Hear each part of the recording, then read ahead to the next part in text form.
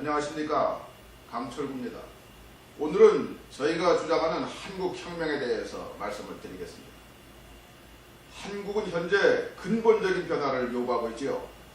우리의 사회체제가 너무나 기형적으로 비틀려 있어서 적당히 해서는 국민들의 고통을 줄일 수가 없기 때문입니다. 사회복지만 적당히 늘린다고 해결되는 일이 아닙니다.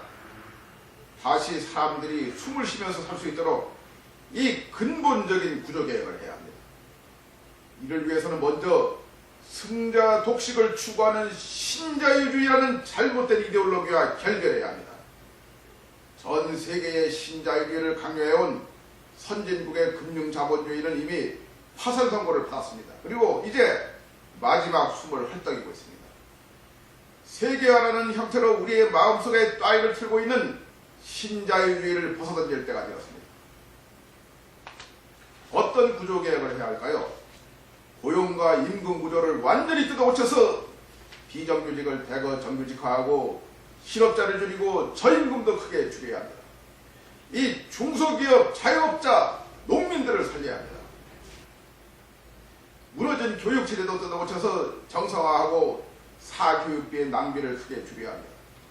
주택정책도 주거 중심으로 완전히 방향을 다시 잡아야 합니다. 물론 복지도 상당 부분 늘려서 국민들 저변의 삶의 질을 올려줘야 합니다.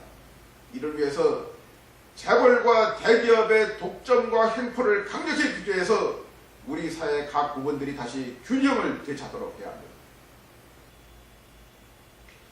그렇지만 이 모든 일이 적당히 해결될 수 있는 것은 아닙니다. 하나하나가 다 어렵습니다. 또 모두 한데에 연결되어 있어서 하나씩 따로 해결할 수도 없습니다. 이 전체적인 계획과 구도를 가지고 한꺼번에 밀어붙이지 않으면 별 성과를 거둘 수 없습니다. 거의 혁명적인 수준의 개혁이 필요합니다.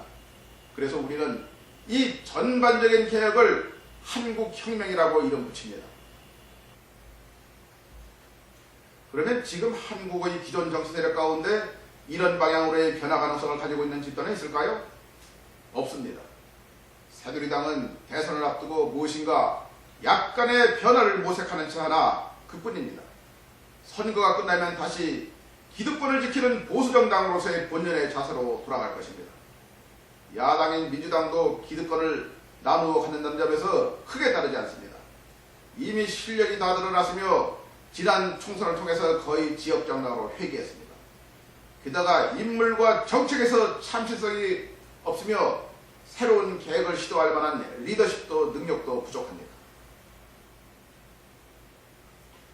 최근에 민주당과의 단일화를 선언한 안철수 씨도 별로 믿을 만한 인물은 못 됩니다.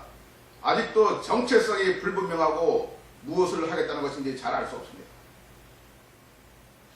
의식면에서 가장 나은 세력은 진보 세력이지만 진보 세력은 너무 파당적이며 노동계급 안에서도 일부 기득권 집단만을 대변합니다. 국민 전체를 이끌어 나갈 만한 능력이 없습니다. 게다가 지난 총선 이후의 내부 분란으로 이 국민의 신뢰와 지지를 크게 잃었고 정치 집단으로서는 이미 와해 수준입니다. 따라서 새로운 정치를 위해서는 새로운 정치 세력이 조직되어야 합니다. 새 정치 세력은 보수와 진보의 기득권에서 벗어나 국민 전체를 한데 아우를 수 있어야 합니다. 그들 사이의 정치적 대립 구도를 깨트림과 함께 그 담합관계도 무너뜨려야 합니다. 그래서 무능하고 비효율적이며 낡은 정치체제를 끝장내고 새로운 리더십으로 한국 사회를 근본적으로 재편해야 합니다. 감사합니다.